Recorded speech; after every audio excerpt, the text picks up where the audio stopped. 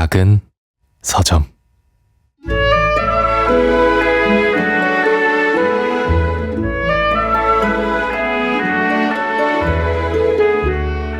내가 전과자 엘베르토 펠라구티를 처음 만난 것은 15년 전 고등학교 1학년 직업 수업 시간이었다.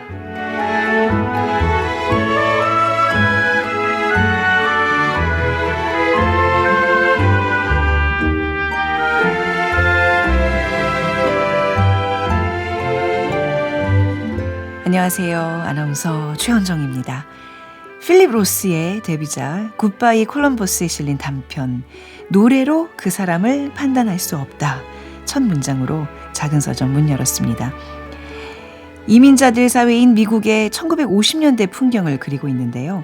필립 로스를 현대 미국 문학의 거장으로 올려놓은 작품이라고 하죠. 소설에 대한 자세한 이야기는 최민석의 불타는 문학에서 들어보고요. 작은 서점 크루들의 특별한 큐레이션, 오늘 이 책부터 만나보겠습니다.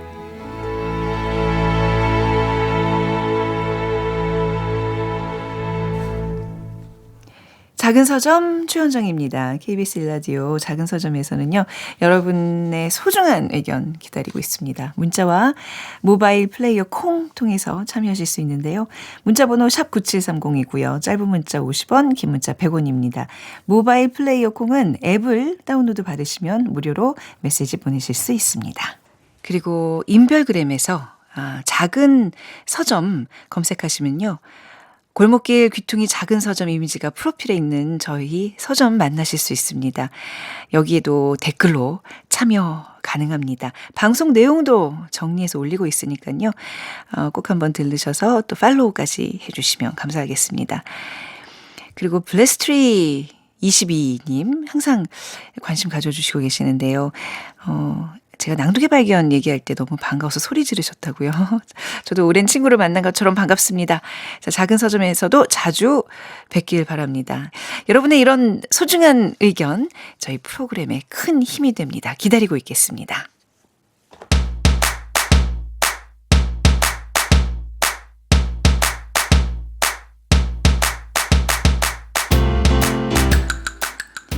요즘 어떤 책 읽으세요? 작은 서점 크루들이 세심하게 고른 보석 같은 책을 소개해드립니다. 오늘 밤을 위한 특별한 큐레이션, 오늘 이 책.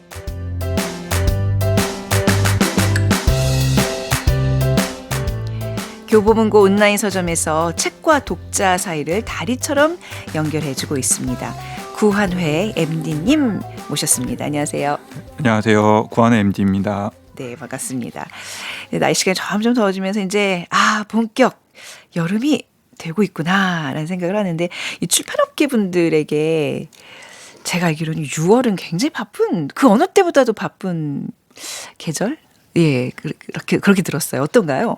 맞습니다. 네. 굉장히 바쁜 시기인데요. 네. 왜냐하면 저희가 독서의 계절 하면은 가을을 먼저 떠올리잖아요. 네. 근데 실제로는 여름에 책이 많이 팔립니다. 그렇다면서요. 네, 그래서 제 경험으로는 매년 6월에 신간이 많이 나옵니다. 7월 성수기에 팔아야 될 책을 조금 앞서서 한 달 일찍 내는 거죠. 네. 그래서 요즘에는 MD가 마케팅을 진행해야 하는 책도 굉장히 많기 때문에 굉장히 행복하게 바쁜 시기를 보내고 있습니다. 너무너무 바빠서 힘들다는 분들이 대부분이거든요. 저희 이렇게 출연해 주시는 작가님들, 편집자님들 보는데 진짜 행복한 거 맞습니까? 얼굴은 지금 굉장히 안색이 안 좋아 보이시는데 너무 바쁘셔서. 네, 책이 네. 팔리면서 바쁘면 굉장히 행복하죠. 그렇죠. 이런 시간들이 우리 구한의 MD님에게 좀 좋게 작용을 하길 바라면서, 자, 여름은 독서 성수기입니다. 여러분 책 많이 사서 읽으셔야 됩니다. 오늘 준비해 주신 책도 이렇게 중요한 시기를 앞두고 출간된 중요한 신간이죠? 네, 맞습니다. 오늘은 여름 시장을 앞두고 출판사에서도 서점에서도 큰 기대를 걸고 있는 책을 소개해 드리겠습니다. 네. 더운 여름에는 온열 질환이라든가 건강에 유의해야 하잖아요. 네. 그래서 지금 계절에 어울리는 건강 분야 책을 준비해 봤습니다. 한 최근 2, 3년 사이에 이 단어를 많이 들어보셨을 것 같아요. 이 책 제목에도 들어가 있는 저속노화라는 단어가 있는데요. 네. 정의연 교수가 내놓은 저속노화 마인드셋이라는 책입니다. 우선 저자 소개부터 잠깐 드리면요. 네. 저자 정의원은 한 대형 병원의 노년내과 의사로 일하면서 말씀하신 것처럼 저속노화라는 개념을 대중에게 강하게 심어준 분입니다. 지금은 일종의 약간 유행어처럼 많이 쓰기도 하는데요. 네. 뭐 점심시간에 동료들이랑 밥 먹을 때도 야 그거 가속노화 5년짜리야 막 그러면서 너 그거 저속노화야 농담하면서 네. 먹을 정도거든요. 네. 근데 이 정의연 저자가 지금까지 단독으로 발표한 저서는 모두 4권이 있습니다. 네. 2021년에 지속 가능한 나이듦이 있고요. 그 2023년 책인 당신도 느리게 나이 들 수 있습니다. 이 책이 저자를 대중에게 널리 알린 첫 번째 히트작입니다. 네. 그리고 같은 해에 느리게 나이 드는 습관이 나왔고 2024년에는 저속노화 식사법 그리고 최근 다섯 번째로 나온 책이 저속노화 마인드셋입니다. 책을 굉장히 부지런히 내시는 네. 분이네요. 1년에 거의 한 권 주기로 나오는데 이러다 보면 약간 좀 책들 내용이 겹칠 수가 있거든요. 어떻습니까? 저도 그게 네. 굉장히 궁금하더라고요. 네. 이 책을 읽기 전부터. 지금까지 저는 두 번째, 세 번째, 네 번째 책을 읽었는데요. 네. 이 책에 혹시 동화 반복이 없을까 궁금했었는데 MD님 다 읽으셨어요? 첫 번째 책 빼고는 다 읽었습니다. 네네. 네. 그런데 예. 그런데 읽고 나서 역시 대단하다고 느낀 점이 중복되는 내용이 거의 없습니다. 오호. 지금까지 나온 책들이 책마다 강조하는 부분이 조금씩 다르기 때문인데요. 당신도 느리게 나이 들 수 있습니다. 그리고 느리게 나이 드는 습관에서는 저속노화가 무엇인가 개념이랑 실천법을 전반적으로 소개하고 있고요. 저속노화 식사법은 식사와 요리법 위주로 접근을 합니다. 실제 그 레시피가 뒤에 실리기도 했어요. 네. 요리책처럼. 그리고 이번 저속노화 마인드셋은 제목에서 보이듯이 마음가짐을 강조하는 책입니다. 만약 제가 굉장히 훌륭한 건강 비결을 알고 있어도 결국에는 마음이 움직여야지 실천을 할 수 있는 거잖아요. 당연한 얘기죠. 네. 그래서 모든 노력을 이끄는 출발점이 마인드셋인데요. 어떤 마음으로 저속노화에 임해야 하는지 약간 자세하고 친절하게 알려주는 책입니다. 네, 진짜 실천이 따르지 않으면 온갖 고급 정보가 다 필요가 없단 말이죠. 근데 그래도 뭔가 뭐 해야 되겠다, 관리를 해야 되겠다 하는 분들에게 좋은 지혜를 주는 그런 저서일 것 같은데. 자, 근데 그 전에 저속 노화가 무엇인지 좀 짧게 짚고 넘어가 볼까요? 네, 저자는 한마디로 저속노화는 삶의 선순환을 만드는 마인드셋이라고 말합니다. 네. 식사, 운동, 수면 등 삶을 지탱하는 여러 요소들이 자연스럽게 서로 긍정적인 영향을 주고받아야 한다는 뜻인데요. 한 가지 짚고 넘어갈 점이 있습니다. 저자는 자신을 노화 혐오자나 노화 반대자로 오해하지 말아달라고 이야기를 합니다. 저속노화랑 회춘이 다른 개념이거든요. 네. 회춘은 실제 자기 나이보다 막 확 젊어지는 것이고요. 사실상 불가능한 일입니다. 욕심인 거죠, 일종의. 네. 그리고 우리가 뭐 노력한다고 할 수 있는 것도 예. 아니고요. 반면에 그 노화 자체는 나쁜 것은 아닙니다. 우리가 나이를 드는 건 필연적인 일이잖아요. 하지만 가능한 자연스럽게 그리고 느리게 진행되도록 관리하면 좋다. 이것이 저속노화 개념의 핵심입니다. 그리고 이거는 우리가 삶을 바라보는 관점과 삶을 운영하는 원칙을 조금 바꾸기만 하면 누구나 현실에서 실현을 할 수 있고요. 네. 그러니까 저속 노화를 실천해야 되는 이유, 그거는 뭐 다들 공감하실 겁니다. 우리가 이왕이면 좀 건강하게 나이가 들고 또 행복하기 위한 그 목적 누구나 다 갖고 있잖아요, 그렇죠? 맞습니다. 네. 모두 같은 그런 목적으로 이 건강 관리를 하는 건데요. 근데 최근 반대로 이 반대되는 생각을 가진 사람들의 사례부터 먼저 소개를 하고 시작합니다. 가끔 주위에 보시면요. 예. 나는 즐길 거 다 즐기고 짧고 굵게 살 거야. 아, 이런 이야기하는 분들 오늘이 있잖아요. 마지막인 것처럼 그냥 확 즐겨, 그냥 질러 막 이런. 근데 네. 그런 이야기를 하셔도 되는 분은 네. 그 유전인자가 남다르게 타고 나신 분들. 아, 그래요. 이고요. 네. 결국은 관리를 안 하면은 건강이 나빠집니다. 그리고 삶의 질 또한 굉장히 떨어지게 되고요. 그리고 돌봄을 받아야 하는 기간이 길어질수록 경제적 부담도 더 커지거든요. 그렇죠.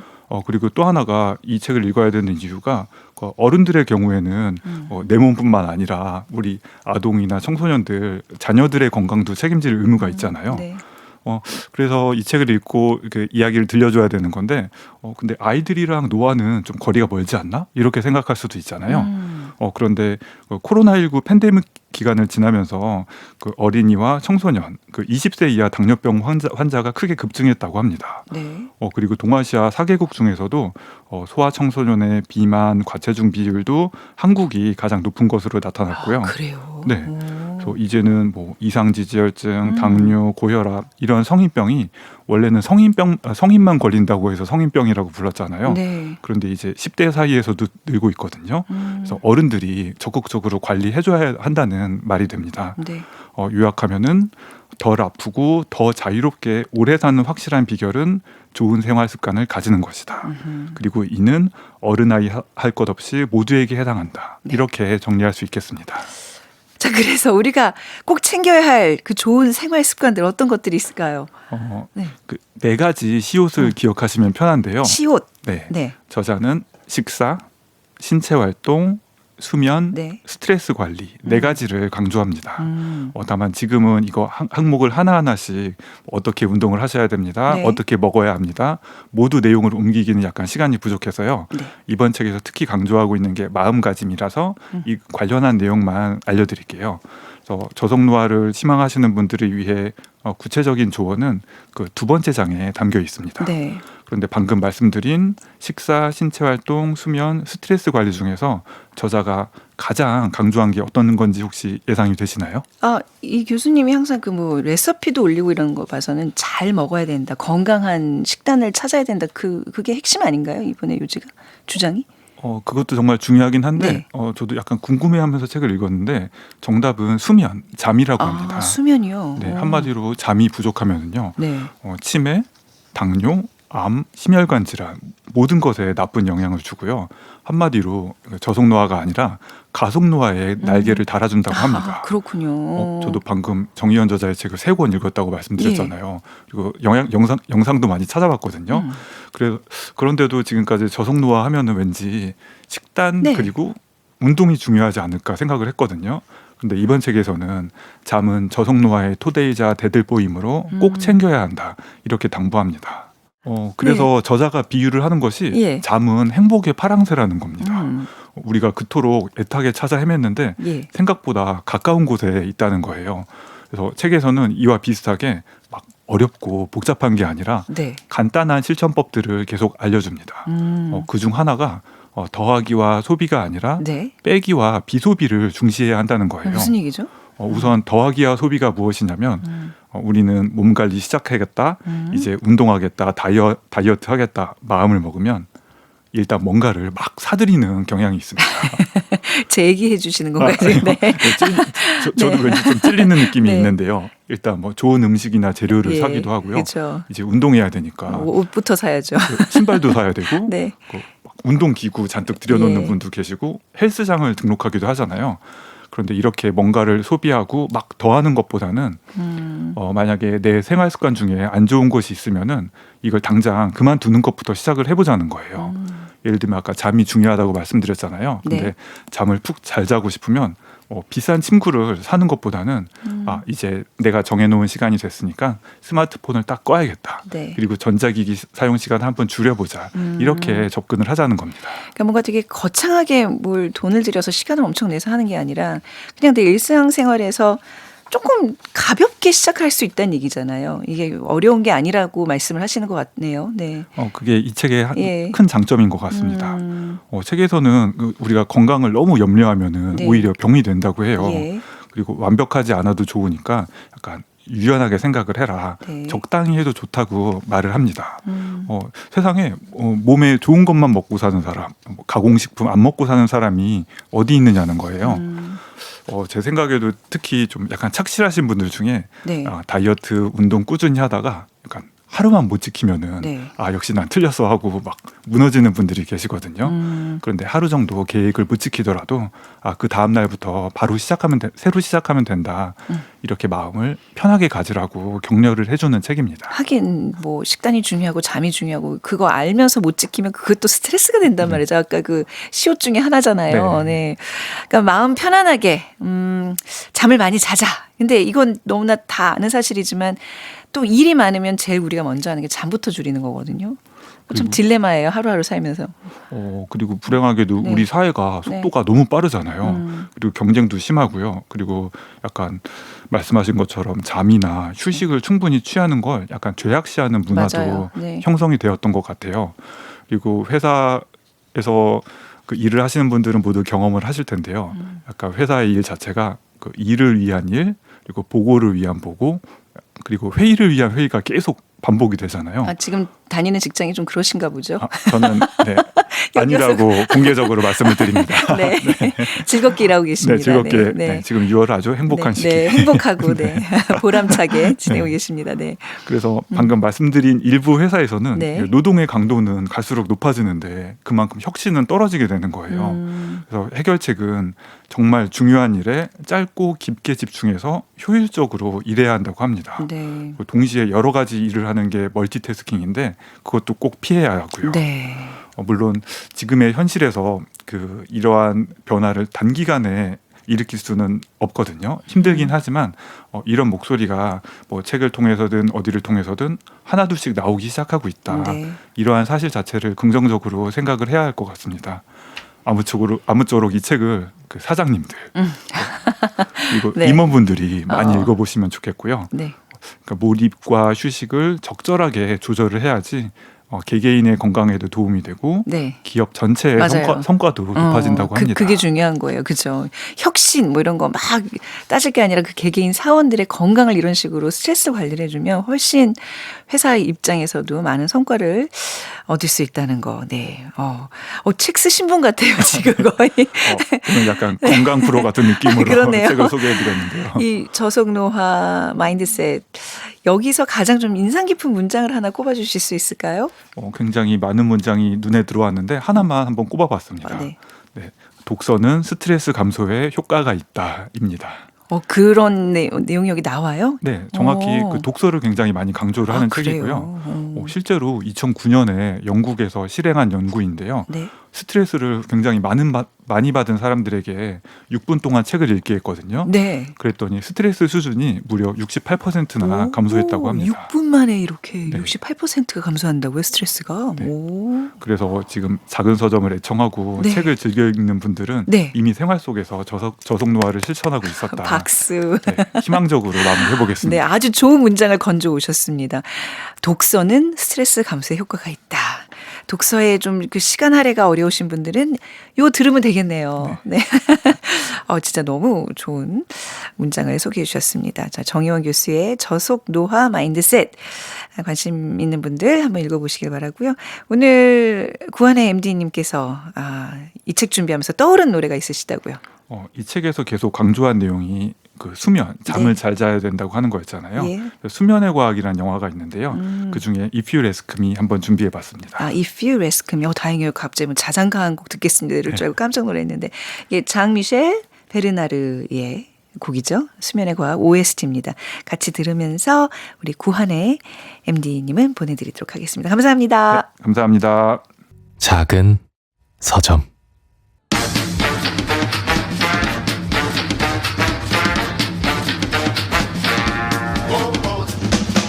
최민석의 불타는 문학.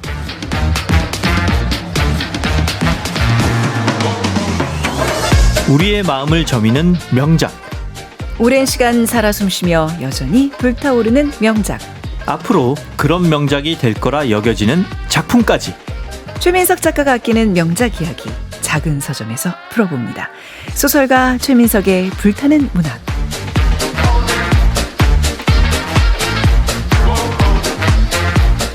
네, 최민석의 불타는 문학 소설가 최민석 작가 나오셨습니다. 안녕하세요. 안녕하십니까. 매주 여기에 나오고 싶어서 내면에 불이 일고 있는 최민석입니다. 진심이에요? 늘 진심입니다. 주중에 학교 다니다가 이제 지친 표정으로 항상 오세요. 그래서 우리가 저분을 너무 괴롭히는 게 아닌가. 그것도 학업에 열중해 계시는 그것도 분을 오해가 지금. 있습니다. 네. 제가 좀 해명을 하자면 예.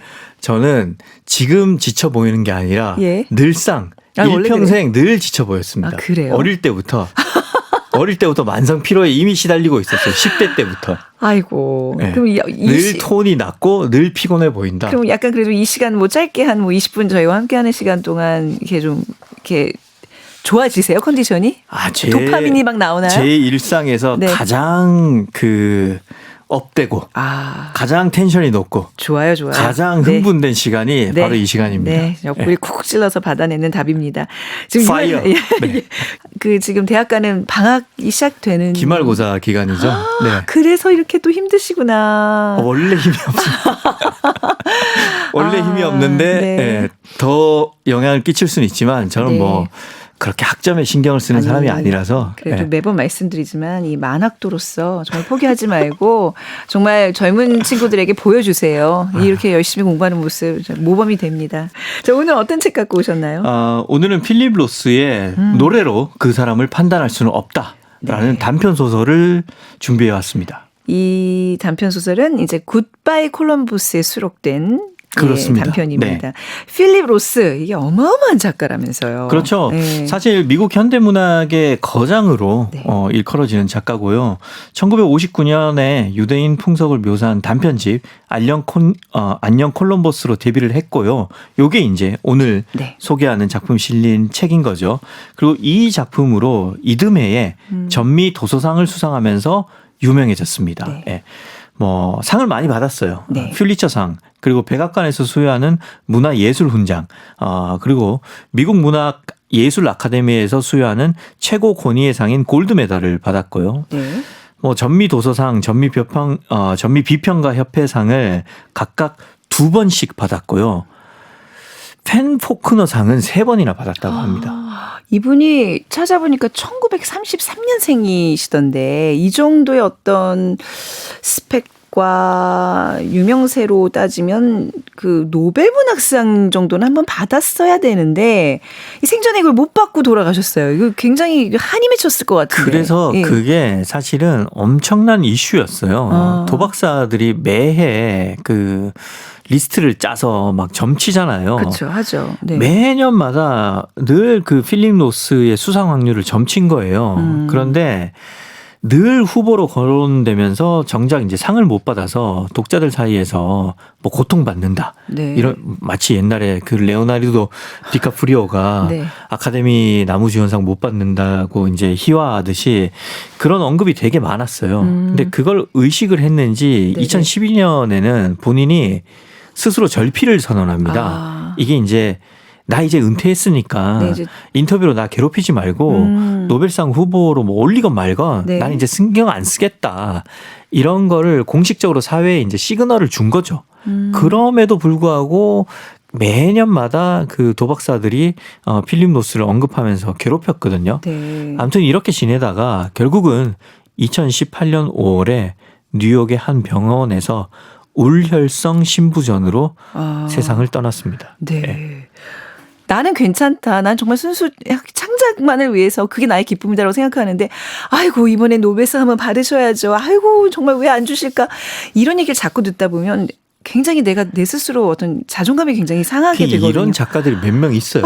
네. 해밍웨이도 네. 나중에 아주 유명해지고 나중에 이제 받았고 네.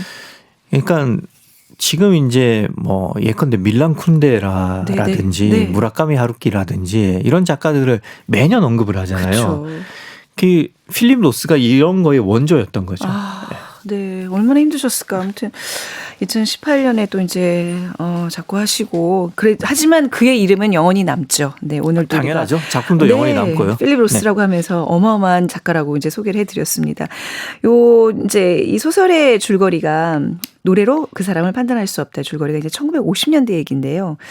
어떤 내용인지 또 한번 들어볼까요? 네.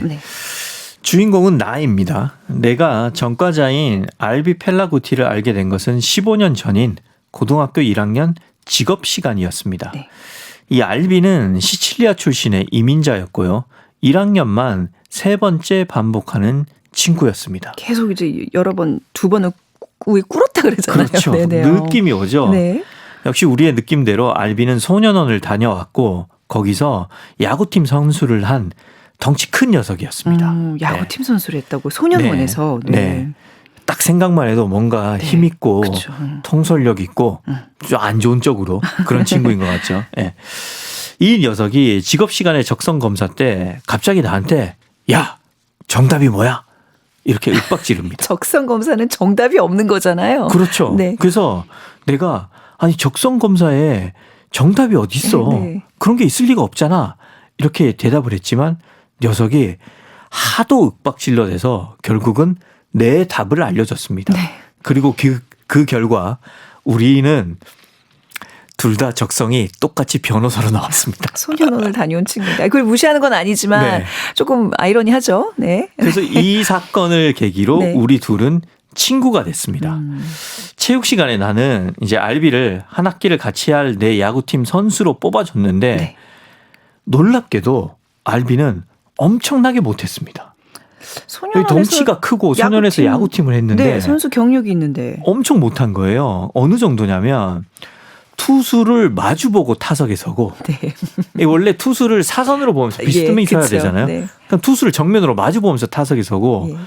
배트를 가로로 휘둘러야 되는데 네. 위아래로 아, 세로로 휘두르는 거죠. 공을 마치, 맞추겠다는 얘기인가요? 아니면 뭐. 마치 땅에 못을 박듯이. 네. 그래서 녀석이 교도소 야구팀 출신이라고 했는데 나는 거기서 뭘 했는지 되묻고 싶은 심정이었습니다. 아무튼 그 결과 우리는 8대 0으로 졌고 예. 나는 알비한테 화를 냈다가 네. 맞기만 했습니다. 아, 이 야구에서 이 정말 깨지는 그 묘사들이 너무 웃겼어요. 네. 8대 0입니다. 여러분 8대 0. 네. 사실 알비는 우리 학교에 어울리는 학생이 아니었습니다. 네. 내가 사는 지역은 뉴저지의 중상류층이 사는 뉴워크입니다. 네. 근데 여기 왜 알비가 왔느냐? 알비는 교육위원회의 결정에 따라서 이미 두 학교를 전전하고 난 다음에 우리 학교로 오게 된 거죠. 아까 1학년만 세 번째라고 네. 했잖아요. 계속 이제 전학을 시킨 거예요. 교육위원회에서. 위원회는 왜 이런 결정을 했느냐? 교육위원회는 마르크스처럼 높은 수준의 문화가 낮은 수준의 문화를 흡수할 것이라고 판단했기 때문입니다. 네. 그래서 알비를 우리 학교로 보낸 거죠. 위원회가 굉장히 엘리트주의적인 발상을 한 겁니다. 네. 아무튼 이렇게 전학 온 친구로 계속 지내는 거잖아요. 그렇죠.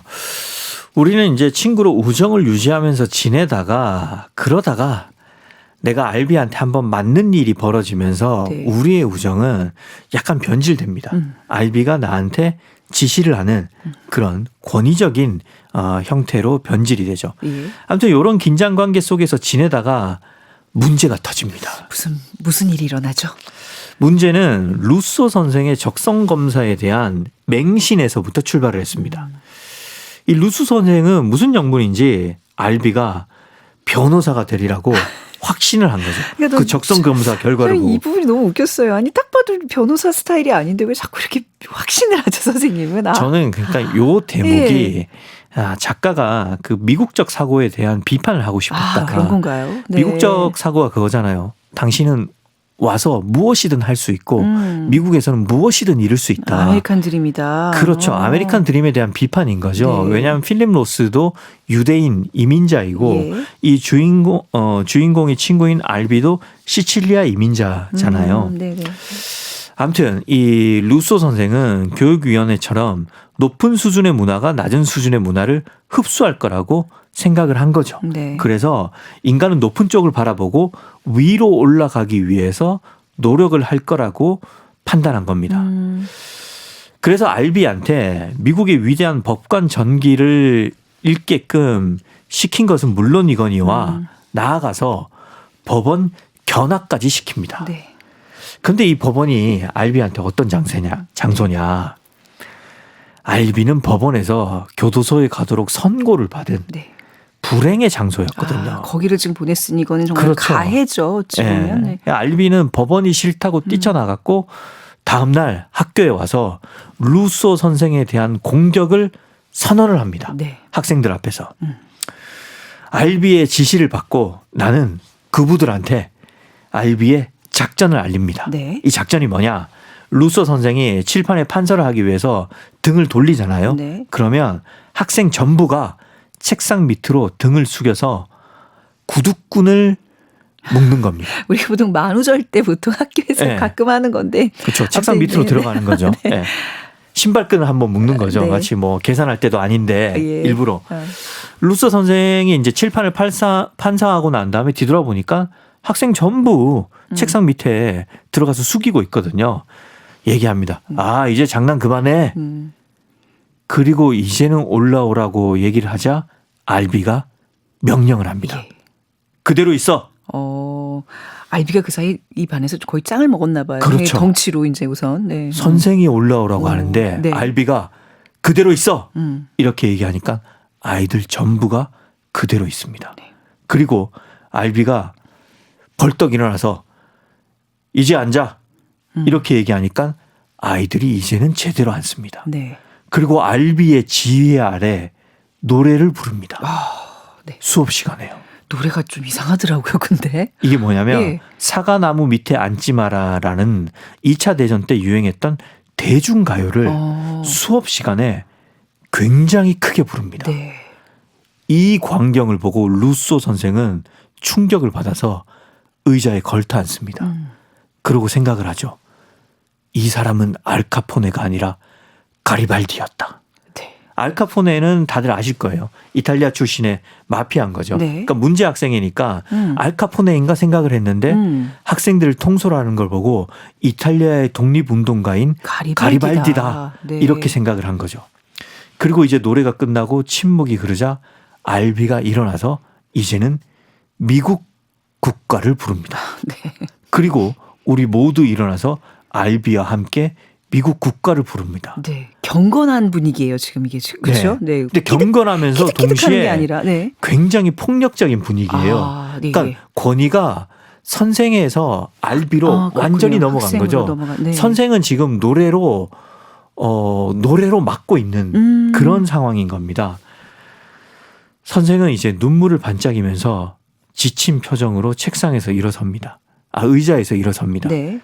마치 흠씬 두들겨 맞은 표정을 짓고 있습니다. 그리고 알비는 그해 6월에 학교를 떠납니다. 예. 이렇게 이제 그 한바탕 쿠데타를 일으키고 알비는 쿠데타네. 예, 더 이상 학교 생활을 할 수 없었던 예. 거죠. 그런데 사실 알비와 나 사이의 동지에는 이 사건보다 몇 달 전에 이미 박살이 났습니다. 그 사건은 뭐였냐면 학교에 또 다른 전과자 듀크가 있어요. 이 듀크도 알비처럼 다른 학교를 떠돌다가 네. 교육위원회에서 여기로 보낸 거거든요. 알비의 관찰하에 듀크와 내가 복도에서 스파링을 하고 있었어요. 그러다가 듀크가 잠깐 피했는데 그때 내가 그만 유리창을 깨뜨려 버린 거죠. 스파링을 하다가. 그런데 정신을 차려보니까 듀크와 알비는 이미 도망을 가버리고 난 후입니다. 잽싸게 도망을 갔어요. 네. 그리고 나는 결국 처음으로 교장 선생님한테 불려갑니다. 그리고 15년이 지난 지금에야 나는 회상을 합니다. 물론 알비가 그 뒤에 어떻게 됐는지는 모릅니다. 깽이 됐다고 해도 이 미국을 떠들썩하게 만든 키포보 위원회, 이게 뭐냐면 네. 1950년대에 미국 조직 범죄를 조사한 상원위원회였습니다.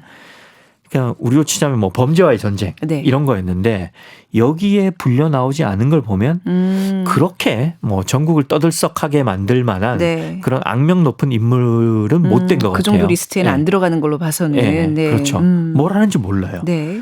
듀크도 마찬가지입니다. 마찬가지고. 네. 그런데 루소 선생이 어떻게 된지는 압니다. 루스 선생은 어떻게 됐어요? 루소 선생은 대학생 시절에 마르크스주의자였다는 사실이 드러났습니다. 그래서 교육위원회로부터 징계를 당했고 결국은 해고를 당했습니다. 네. 그리고 나는 이제 떠올립니다. 교장실에서 교장 선생이 큰 캐비넷에서 서류를 한 장 꺼낸 사실을요. 거기에는 이미 복도에서 싸우다 유리창을 깼다. 이 문장이 인쇄돼 있었습니다. 네.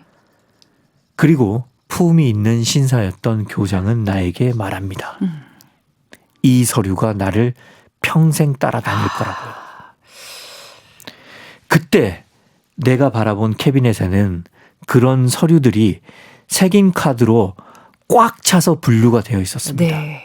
나는 그제야 알비와 듀크를 이해한 거죠. 그들은 이미 이곳을 단역한 거였습니다. 그렇죠. 그래서 잽싸게 도망을 간 거죠. 그렇기 때문에 그들은 유리창이 깨지자마자 잽싸게 도망을 간 겁니다.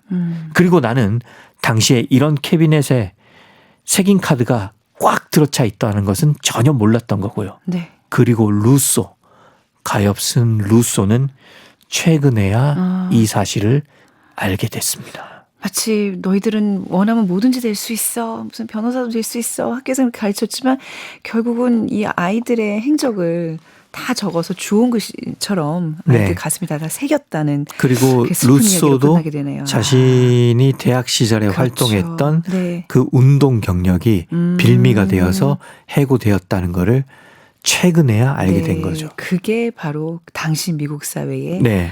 정말 민낯이다. 예, 아메리칸 드림의 허와 실상이다. 여기까지가 이런 폭로와 비판을 네. 하고 있는 작품인 거죠. 여기까지가 짧은 스토리입니다. 또 줄거리 들었으니까 여기에 또 어울릴 만한 곡 한 곡 좀 듣고 숨 좀 돌리고 가보도록 하죠. 네. 그 루소를 비롯한 그 교육위원회가 알비를 바꿀 수 있다고 생각을 하잖아요. 네. 그래서 뭐 높은 문화가 낮은 문화를 흡수할 수 있을 거다. 그럼 결국 사람을 바꿀 수 있을 거라고 네. 말하잖아요. 그게 결국 실패했죠. 아무튼 거기에 착안해서 데이비드 보이의 Changes 골라왔습니다. 네, 정말 직관적이고 좋네요. 네, 들어볼까요?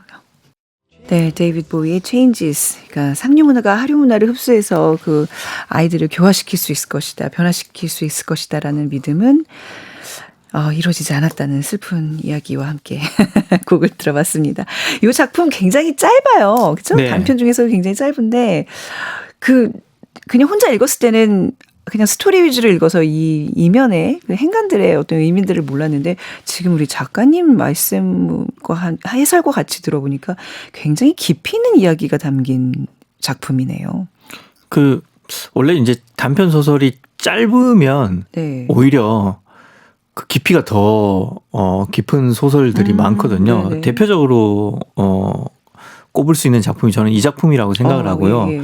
기본적으로 이 작품은 미국에 관한 소설이라고 생각을 해요. 왜냐하면 필립 로스가 대부분 그 미국에 대한 이야기를 썼거든요. 네. 흔히 말하는 그 미국 3부작이라고 있습니다. 미국의 목가, 휴먼 스테인, 나는 공산주의자와 결혼했다. 요게 이제 미국 3부작이거든요. 그래서 필립 로스는 미국 이야기를 쓰는 미국 소설가다. 늘 이렇게 미국 사회를 다루고요. 구체적으로 보자면 이 주인공인 나는 중산층 백인입니다. 그리고 알비는 이탈리아의 하층 이민자인 거죠. 이탈리아 출신의. 그래서 이 둘 사이의 갈등과 화해뿐만 아니라 아울러서 이민자와 중산층까지 감시하고 통제하는 백인 상류층의 모습까지 보여주고 있는 거죠. 네. 1차적으로는 루소 선생이 감시자이자 교화자였는데 그 위에 교장 선생이 또 있었던 또 거죠. 있죠. 그러니까 이 소설은 이 모든 것을 다루고 있는 굉장히 다층적인 소설이다. 네. 이렇게 볼 수 있는 거죠. 여기서 왜 느닷없이 야구가 나왔을까 생각해 보니까 야구가 가장 그 미국적인 그렇죠. 스포츠잖아요. 그래서 네. 일부러 장치로 넣었군요. 그렇죠. 야구는 미국에서 창안한 스포츠고 만약에 이게 영국 소설이었다면 예. 풋볼이 나올 네. 수 있었겠죠. 네, 뭐 크로켓이 나오든지 뭐 한국 소설이면 네. 뭐 태권도가 나왔을 씨름이 나오든지. 네. 뭐. 그래서 아무튼 예. 그래서 이 알비가 이민자인데 야구를 못하는 걸로 그려지죠. 그렇죠. 네. 그게 막 우스꽝스럽게 예. 얘기가 되잖아요. 사실 그럴 수밖에 없는 예. 환경인데. 그런 알비가 나중에 수업 시간에 쿠데타를 일으키고 그러고 미국 국가를 부릅니다. 그것도 다 상징적인 그렇죠. 의미가 있군요. 네. 그러니까 가장 미국적인 방식으로 미국의 권위에 도전을 하는 거죠. 네. 미국 국가를 부르는 게 쿠데타였던 거잖아요. 예. 그러니까 너희가 우리에게 심어주는 이 미국, 이것이 과연 정당한 것인가? 이것이 공격에 너희가 우리한테 불어 넣어주는 그 아메리칸 드림, 이것이 너희를 갉아먹고 있는 게 아닌가? 이런 질문을 던지는 장면인 거죠. 네. 물론 알비가 그것을 의도했는지 안 했는지를 모르겠지만 작가는 그런 그 보관을 좀 한 것 같다는 생각을 독자로서 했고요. 그리고 이 루소라는 이름에서도 알 수 있듯이 네. 루소는 프랑스계죠. 그렇군요. 그렇죠. 네. 근데 심지어 우리 루소 하면 떠오르는 사람이 있잖아요. 네, 그 장자크 루소. 장자크 루소죠. 계몽주의 철학가죠. 네. 장자크 루소의 계몽주의 철학은 장자크 루소는 이성의 힘을 믿거든요. 계몽주의잖아요. 그래서 교육위원회의 그 발상. 아하. 높은 문화가 낮은 문화를 흡수한다. 근데 예. 그게 이제 실패한 거죠. 예, 예. 그러니까 그런 것도 상징하는 거고 이 정리를 좀 하자면 미국의 상류층들은 유럽의 이주 백인들이고 네. 유럽계. 그러니까 나와 루소. 그 알비는 피부가 짙은 라틴 계통이에요. 네. 이탈리아에도 백인들이 있지만 이 밑으로 내려가면 피부가 그 옛날 중동 지역이랑 섞여서 피부가 좀 짙은 라틴 계열이 있거든요. 알비는 그런 친구입니다. 그러니까 백인 주류층은 다양한 피부, 다양한 문화를 가진 이들을 자신들의 주류 문화에 편입시킬 수 있을 거라고 생각을 한 거죠. 여기에 아까 마르크스가 말한 높은 수준의 문화가 낮은 수준의 문화를 흡수할 수 있다는 엘리트주의가 작용을 한 거고요. 그러니까 이게 실패한 것을 이 소설을 통해서 비판을 한 거고 네. 사실 이 소설을 유대인들이 달갑게 여기지 않았어요. 왜냐하면 유대인들은 자기들이 이제 신에게 택함을 받은 민족이라는 선민 의식이 있잖아요. 네. 그런데 미국에서는 소수 민족이자 이방인입니다.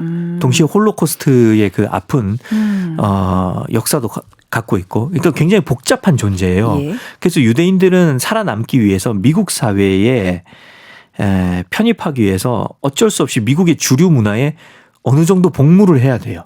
그러면서 자기들이 갖고 있는 그 선민의식과 우월의식을 지키면서 고유의 문화도 지켜야 되고요. 네. 굉장히 복잡한 존재들인데 그런데 이 유대인들이 주류 사회에서 편입하기 위해서 하는 노력 그것이 알비가 했던 노력 혹은 그 루소가 생각했던 그 단편적인 노력과 뭐가 다르냐라는 식으로 필립 노스가 비판을 했기 때문에 필립 노스가 네. 유대인이거든요. 네, 네. 그래서 필립 노스는 사실 자기 비판을 한 거예요. 자아성찰적으로 썼는데 그것을 받아들이지 못한 주변의 유대인들에게서 꽤 비판을 받은 아마 이제 찔렸기 때문에 네. 그런 거겠죠.